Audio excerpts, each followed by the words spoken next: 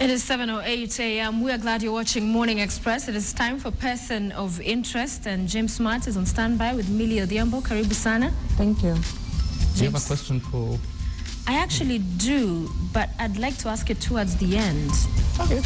Yeah. That's an explosive question. I hope you're...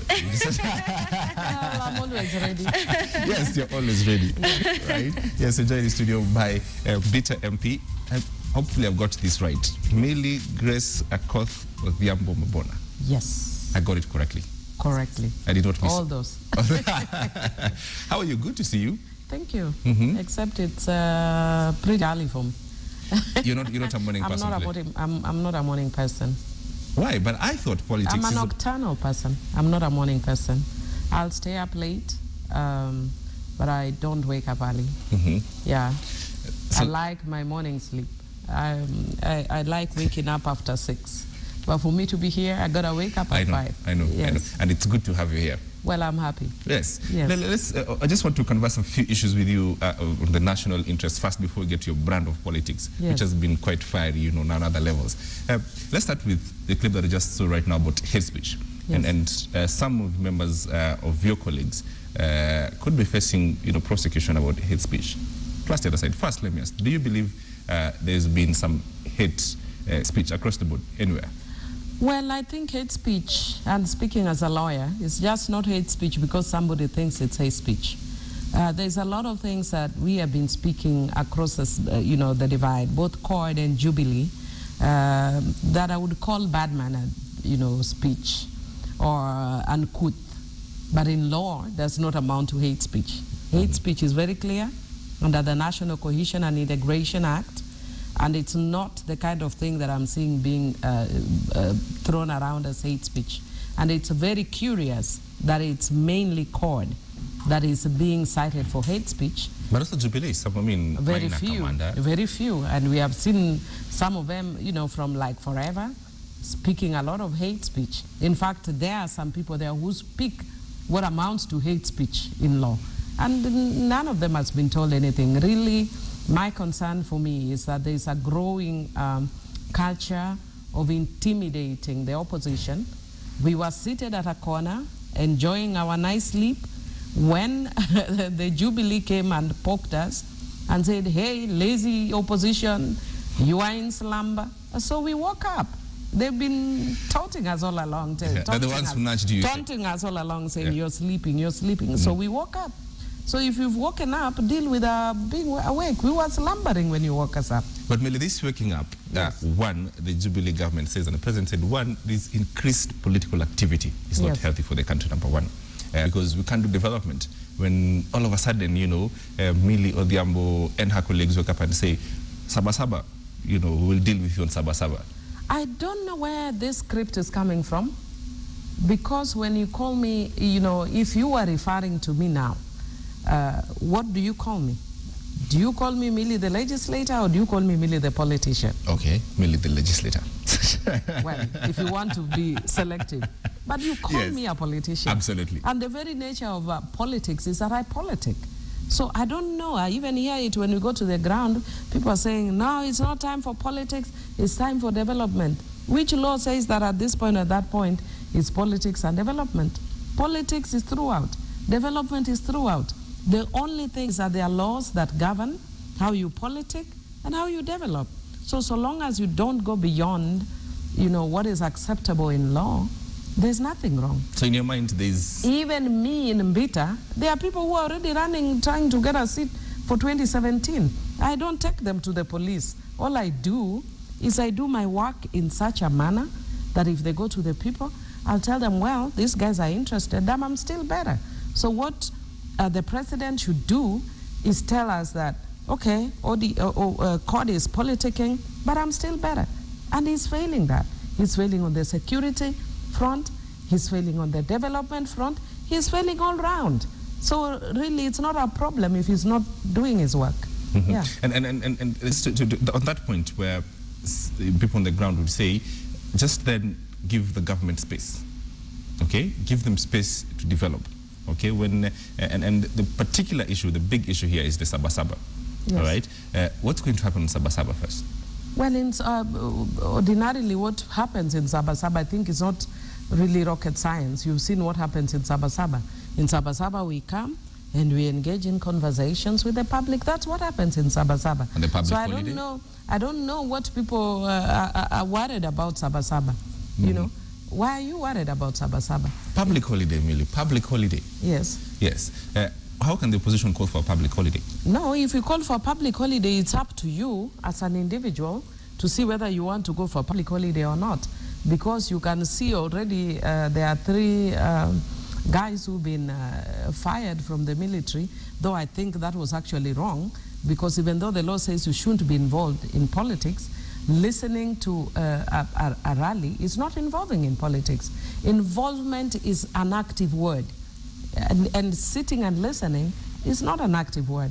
But if, for instance, you are a Kenyan who should be going to, if it's a working day, and then you decide to go there when you're working, if I'm your employer, I just dismiss you. But the truth of the matter is that in this country, most people, most young people, not even just young people, but the majority of the population is unemployed. So they're on a permanent public holiday anyway.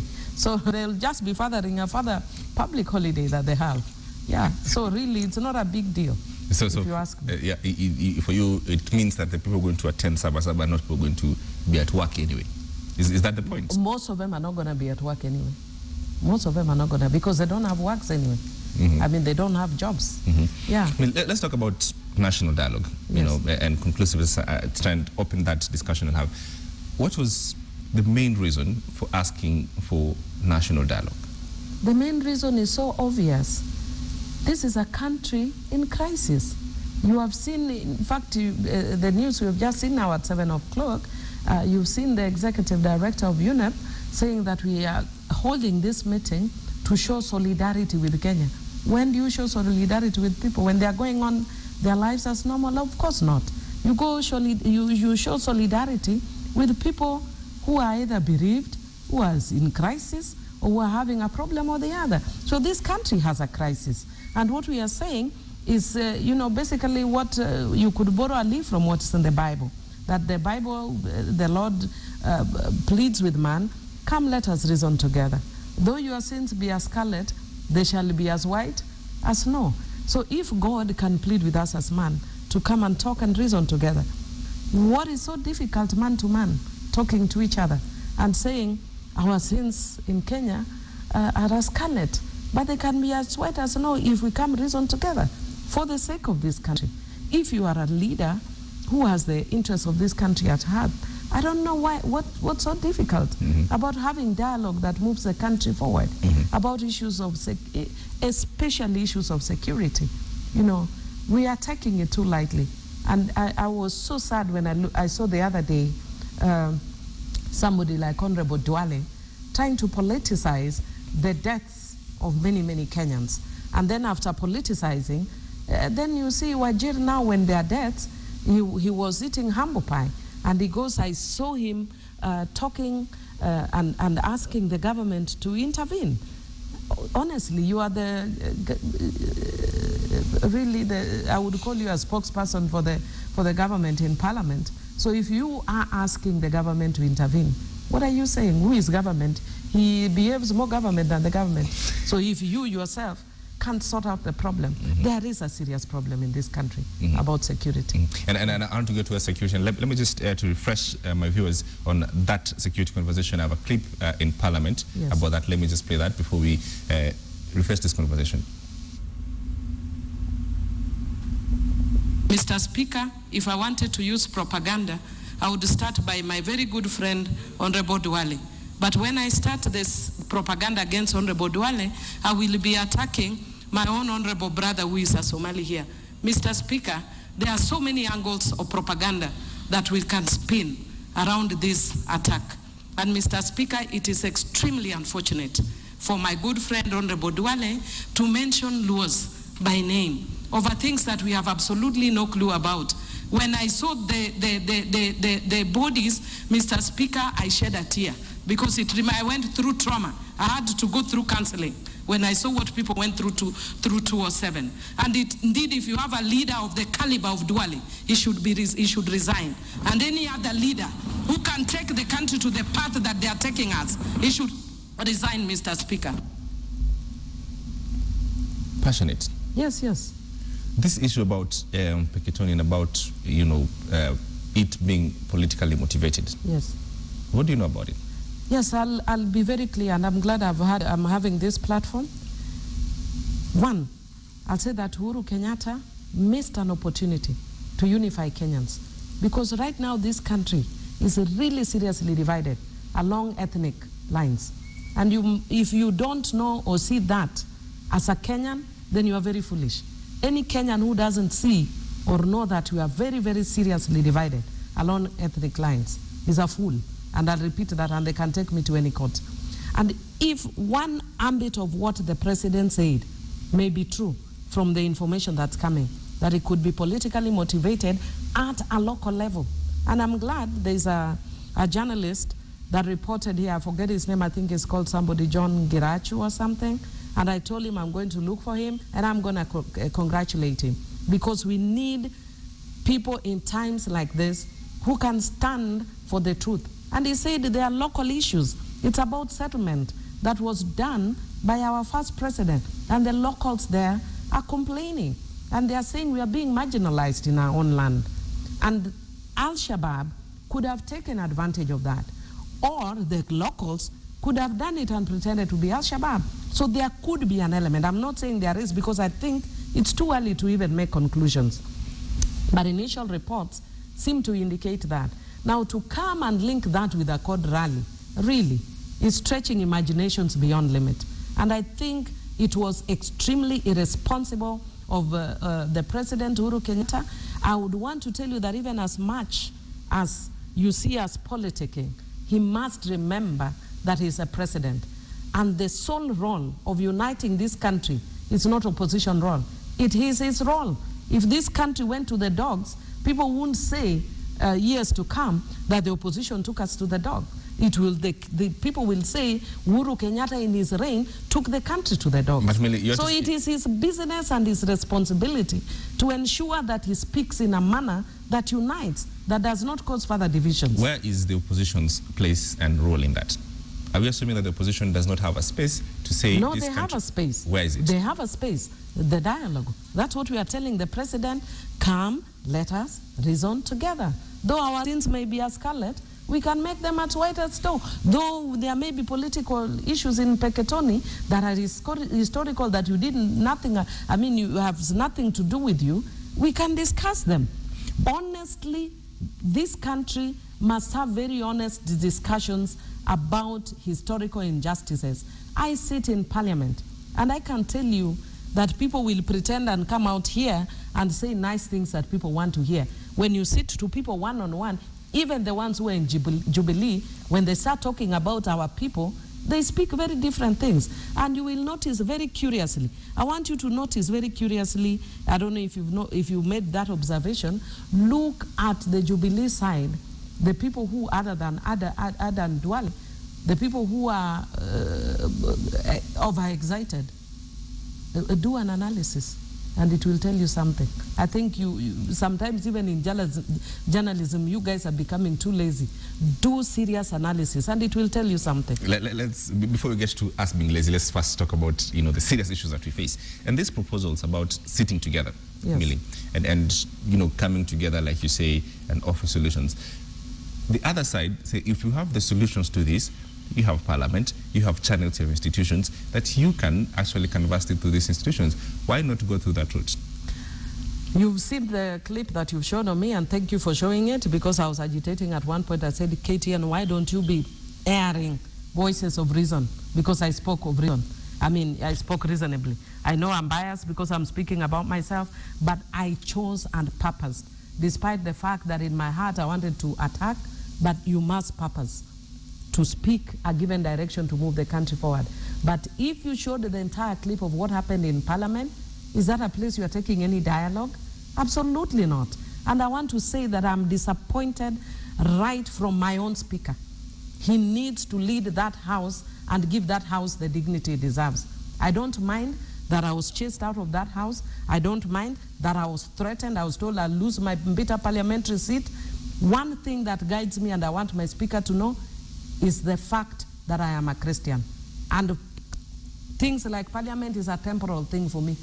When I sit, I want to be guided by certain principles. And you cannot have a house that is so discriminatory that you see people like Cecily were shouting me down. And then when I raise my issues, I am thrown out. I don't think we can. That is not a house where you can have any sober discussions. Do you feel you have space in Parliament? No, there is absolutely no space in Parliament. Not for you? Not for me, not for the opposition. You have seen it. If you are being very fair, the Speaker does not treat us with respect. He does not give us any space. And I am sorry I have to raise it in the national media, but the Speaker needs to bring back the dignity of the House. He needs to look at the clips that were there. Hang on to that. I have a clip for you in the moments before leading to that. Yes. Let me play that clip before we come and talk about this issue. Let's play that clip. MP Millie Odhiambo, I have given the Honorable Wandai the chance to make his intervention on a point of order. You have no business shouting from where you're sitting. Out for the rest of the day. Get out. Millie Odhiambo, get out.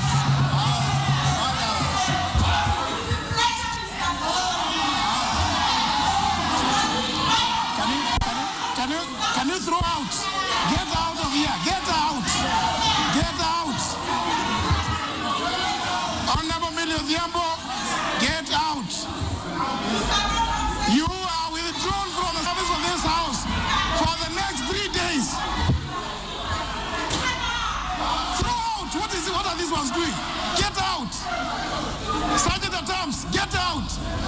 You will not be given any service in this House and the proceedings of this House for the next 3 days. That is the order. That's exactly what I'm telling you about. Even if you want to throw me out, yeah? In fact, I wish you had even showed it earlier. Listen to when all the time I was speaking, in fact, up to the point you were saying when I was speaking, you can hear people shouting me. Why were they not thrown out? And why was I being thrown out? Because I only said, point of order, point of order, point of order. How many people did you hear when I was being thrown out saying, throw out, throw out, throw out? Why were they not thrown out? Because I'm trying to understand. Why were they not thrown out? Help me understand. If I am unruly, they were also unruly. So the Speaker must be fair all round. I'm trying to understand, Millie. This is supposed to be the August House. You know, honorable members of Parliament, individuals that have been chosen by not one person, thousands of people to represent them. Is that the decorum? Well, that's what I'm telling you. Is that where you want us to have dialogue? Absolutely not. That House, even if I want to give you, and unfortunately, I'm forced to compare. If Marende was throwing me out, we would be saying, Billy, go out for 3 days. I don't know. Is it a marketplace? If you are a speaker and you want to throw me out, stand with dignity and order me. One sentence is enough.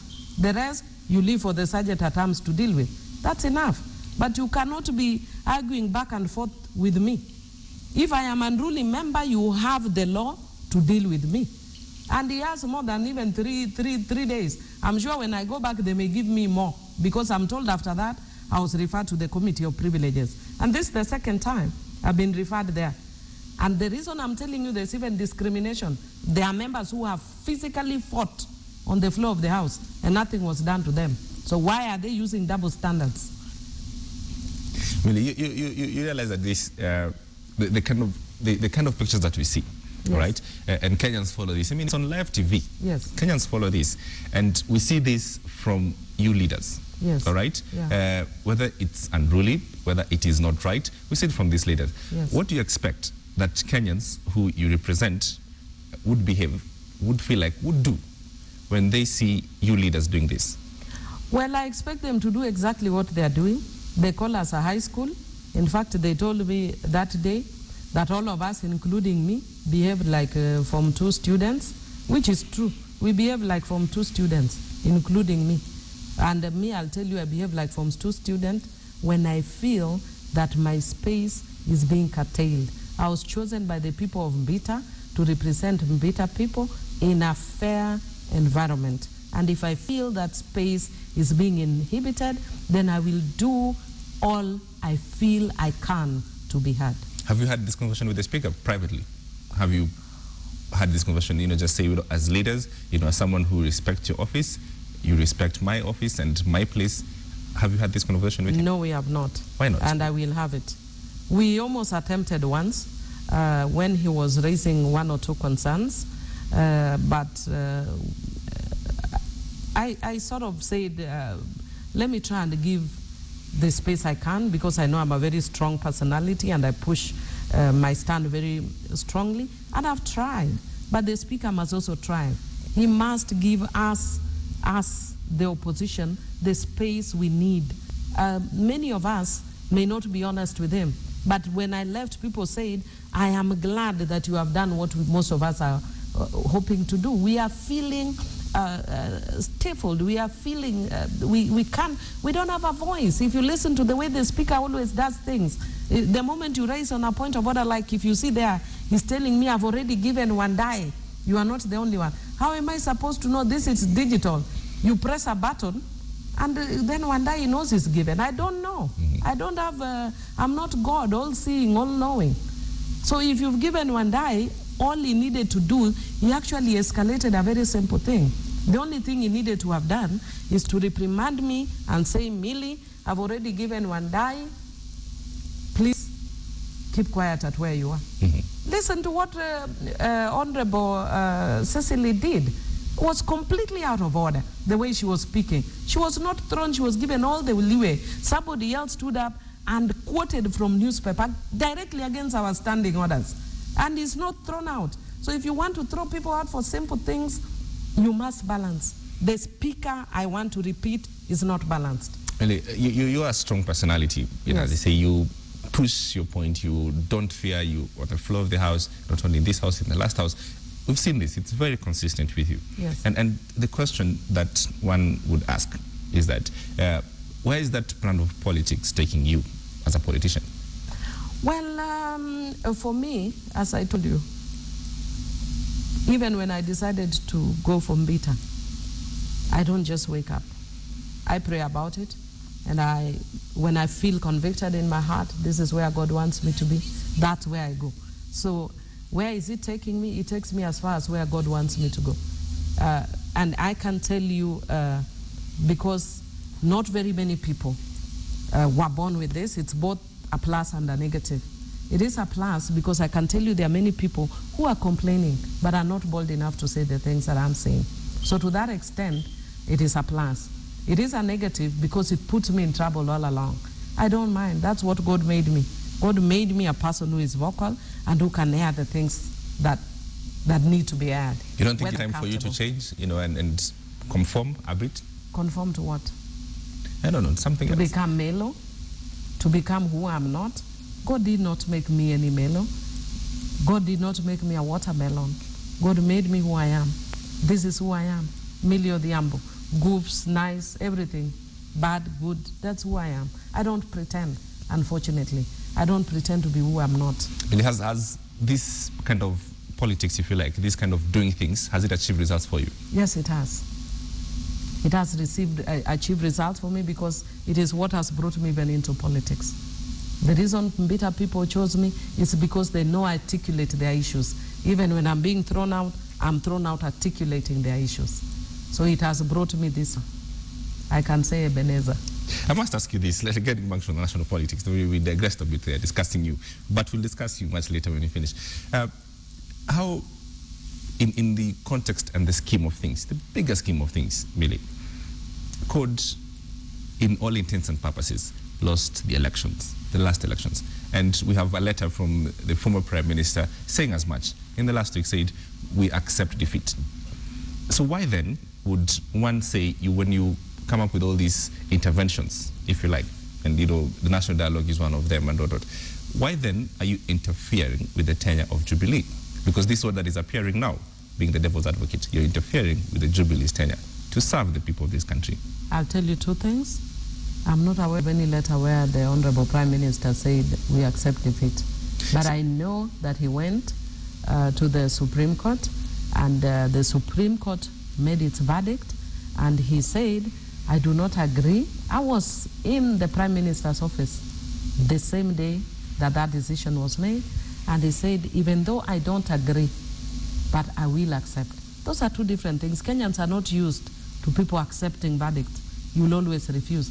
We did not agree with the Supreme Court, but it's an institution that we set, and we accept. So could you not lose the There are elections? times I may agree with the Supreme Court, there are times I may not agree with them. But we must respect, and I've said it on the floor of the House, when even our own colleagues have tried to trash the judiciary. And I've told them, no way, you cannot trash the judiciary, because the most you can do is disagree, respectfully disagree with them. You are allowed to do that. But then you can't say that the courts can't do X, Y, Z.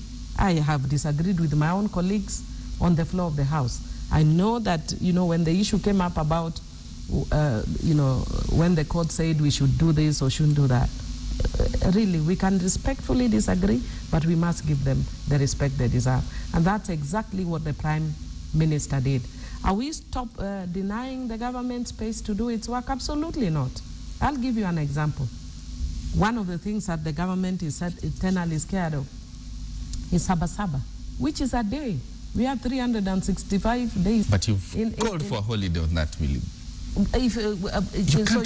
You want to tell me the President Uhuru Kenyatta will be coming to Sabasaba and he will not do his work? No. It talks about interfering with other Kenyans who just want to go about their business, going to work, doing their personal business. On that day, you call for a holiday, if you like. There could be disruption. That's how it's being interpreted. Which disruption? In fact, I want to congratulate the Kenya police that they've done an excellent job.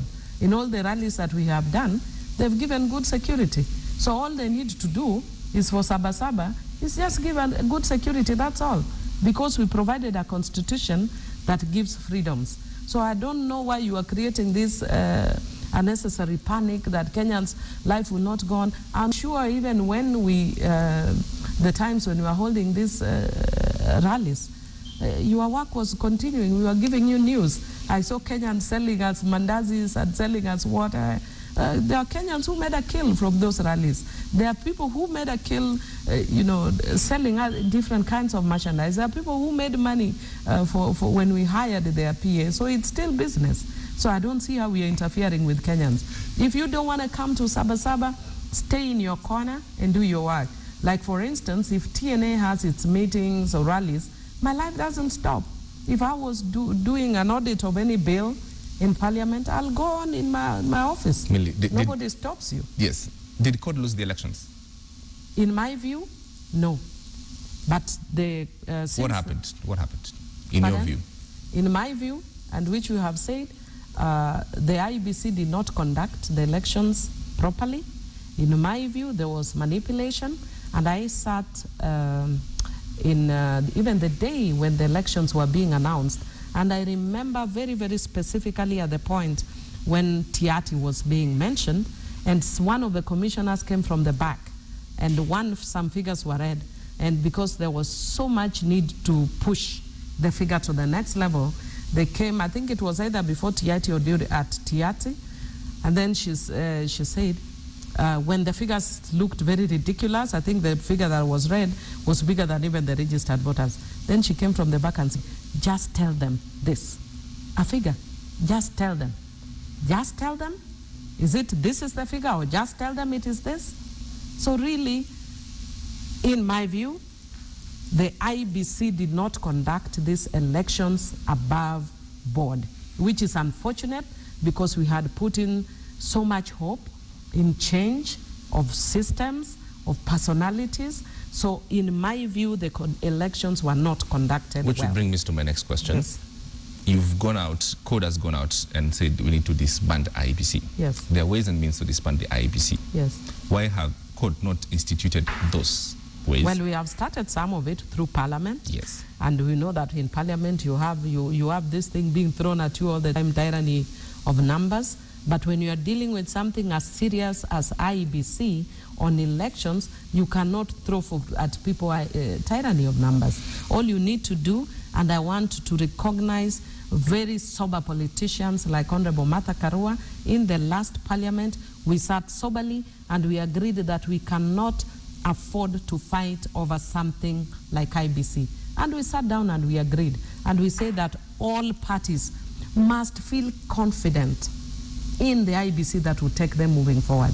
So it's not about whether you want to chest thumb or whether you want to say you have tyranny of numbers. If I am like the World Cup now, if you are playing and the one team has no confidence in the referee, really, it's not a game.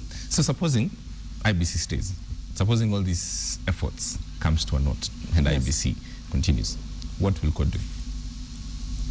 Why are we jumping the bridge before we get there? It's a question, supposing.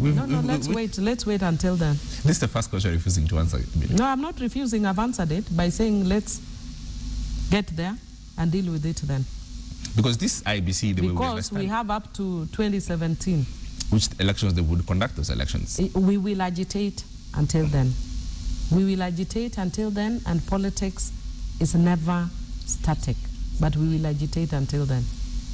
Because another question then that would come from the opposite line would say, CORD always talks about elections being stolen. Every day, elections being stolen. When, in your view, would these elections not be stolen and CORD actually wins an election? When it is actually not stolen. And I will tell you something, that the fact that I raised, and it is not always, I think it is twice, if my house is broken into once, and it is broken into twice, and it is broken into 3 times, I do not go quiet at the 3rd time merely because my house has been broken into once, twice, or 3 times. In this country, so supposing you need agitated. To reinforce, Let me tell you, even if they are stolen the 3rd time, we will say. If it is stolen the 4th time, we will say. Until we reach a level. Why are you not reinforcing your doors with steel? Well, we have tried. We have tried. If you look at some of the reforms that we did in the last parliament, it was about trying to reinforce the door with steel, but apparently that wasn't enough.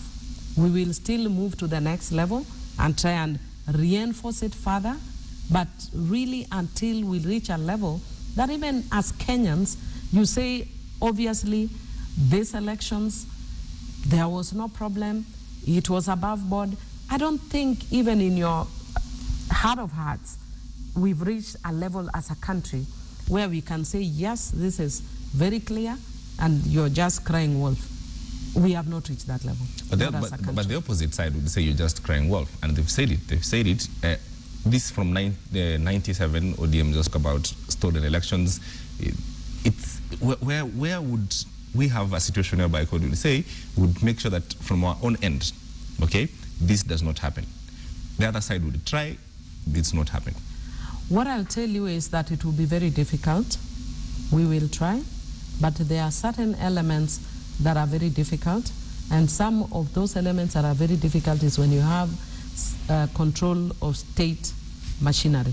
But all I can say, for the sake of this country, we need to reach a level where we are confident. And it doesn't matter whether the other side says we are always crying, because the last time we cried with Ruto, he just happens to be the other side, but he cried with us. Next time we might be crying with somebody else. It doesn't, you never know, we might be crying with Uhuru Kenyatta. But we must reach a level where we are very, very confident in elections, that they are done nicely above board, and we say, yeah, we've either won or we have lost fairly or squarely. That, I can tell you, is not there. I'll tell you even because I've had some people asking me that why you do then say, why would you say that you have confidence? I mean, you have no confidence in IEBC, and they conducted your own elections. So do you say that then, therefore, you don't qualify as a member of parliament? I can tell you that is fairly oversimplistic, but I can tell you this, I can tell you, speaking, knowing that I am a lawyer, that almost all parliamentary seats were not done properly. That I can tell you for a fact. In this country, our electoral process is completely flawed. That I can tell you. And any honest parliamentarian will tell you that. You talk about all the things that are provided by law, what you call treating, what you call bribing, what you call... You go to the ground. It is normal. It is treated as normal. If you actually followed the law properly and correctly, then the elections of virtually all members of parliament would be nullified. And your seat? I've told you, virtually all members of parliament including you, will be nullified. including yours. I will tell you, I'm asking a specific question. I am responding in English. I am responding in English as a lawyer. Yes. I would tell you, virtually all members of parliament seats would be disqualified. All you need to do is get that proof, because people don't follow the law. Let's talk about just 3 months ago when ODM was going to have an elections, and it didn't happen, all right? Whatever happened at Kasarani. The men in black? Yes. Yes. And all this situation that came up. Just talk to me about the level of ODM as a party to conduct its own elections, number one. And even before that, the previous, when you're going for the nominations, looking for the nominations, I remember I was here because we called you that day when you were doing nominations for the seats. Yes. And there was, you didn't know where the ballot boxes were. Some people were interfering and all that. And you sounded quite distraught. I remember because I interviewed you on phone. Yes. And I'm consistent. This is a good thing about being a truthful person. And I'll tell you, I won't cheat you, because I've said it to my party and I'll say it. All parties in this country do sham nominations, including my own. And my own party must put the house in order. TNA must put its house in order. All parties must put their houses in order, especially against women candidates. You saw what happened to Mary Wambui. It's not different from what happened to me. So that I am consistent on, that all parties at the nomination levels must put their houses in order. Whose responsibility is it, Millie? It's the responsibility of the party leadership, the Secretary General, all the party officials. It's their responsibility. So right now, from where we sit, if elections are to be called tomorrow, yes, in this country, would ODM conduct a fair nomination process to get candidates from all the seats? Are you confident? What I can tell you is that based on the Men in Black incident, the party has embarked on reforms. So all I'm hoping is that the reforms take us to a good place. I am consistent that a lot of people, even in my own party, misunderstood me, and they were saying, you are not respecting the party leader when you raise these issues. I am a very consistent person. Where there is a wrong, I say there is a wrong. I do not spare anybody. So even the same way I'm not sparing Jubilee, I don't spare my party when they are wrong. Because me, I like justice. I like fairness. So I am happy that so far my party has started the reform process, and all I can do is to encourage our party leadership, is to see it to the end. And not only our leadership as ODM, but also our leadership as CORD. Look at just this by-election. If you actually look at the results of the CORD, both CORD candidates, if we had one candidate, would have taken the seat. But what happened? Because people were not feeling very comfortable, everybody goes their own way, then you end up giving Jubilee a free walk in the park. So really for me, that is something that I am consistent about.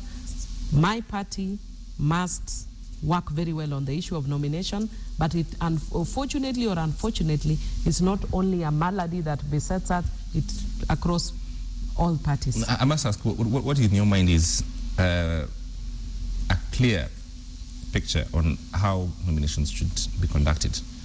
What ideas do you have that for you to say, I've gone through this nomination, you among other candidates, and say, you know what, I went through this nomination process and I lost fairly. The person that we've nominated to take this ticket is the best amongst equals. Well, I don't know whether we have the time to discuss that, because I've had to write an entire book about it. I have written a book, Politics Unpackaged. You're a lawyer. Yes. You can shrink it. Because what I went through, there are so many things that we need to do. Number one, you need to avail ballot papers in time. Number 2, we need to know the officers in time.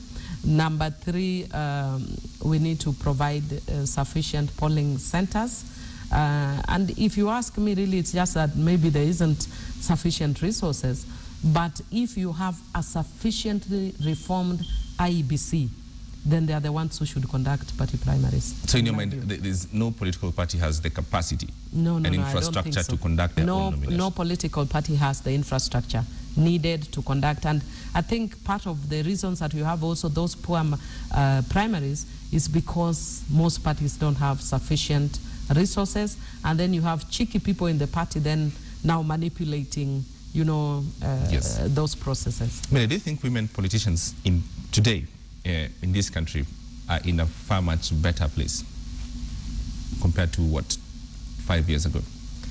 Well, to the extent that now we have affirmative action, because if you look, without affirmative action, we have actually done worse than the 10th Parliament. If you notice the 10th Parliament, I think what, 10%? Now if you remove the 47 women that sort of make us feel we are many, we are, I think, at around 6%. You know, we are only 16 of the women, I mean, of the members who are elected in the geographical seats. And it's a really poor show for the country. But should we encourage more women to go for other seats, not just the ones that, you know, for the women rep, the woman MP? Should we encourage more women to go for the other seats? Of course, and actually it's unfortunate because sometimes when I hear conversations that people think that the 47 is a permanent seat for even the 47. The 47th seat is an affirmative action platform from which they should, you know, it's a springboard from which they should jump to the next seat. So for me, really, I would be hoping to see this 47 already identifying seats that they can vie for, the geographical Governor, seats. for instance? Not even governor, even the MP seats, because we need more women in parliament. Mm-hmm. We need more women going for a slot of governor. We need more women. There's no elected woman senator. So we need more women senators. We need more women governors. I mean, we don't have one single woman governor. Yes. And it shows you, it's not that women didn't come out to vie as governors, but one, we lack resources, and then the political arena is too violent for most women. And that takes me back to what you are saying. If I didn't have this character that you are telling me to tone down, I would not be the MP. I didn't tell you that. Really, what makes you happy as I wind down? What makes you happy when you sit down and at home? What makes you happy? What makes me happy? Yes. Many, many things.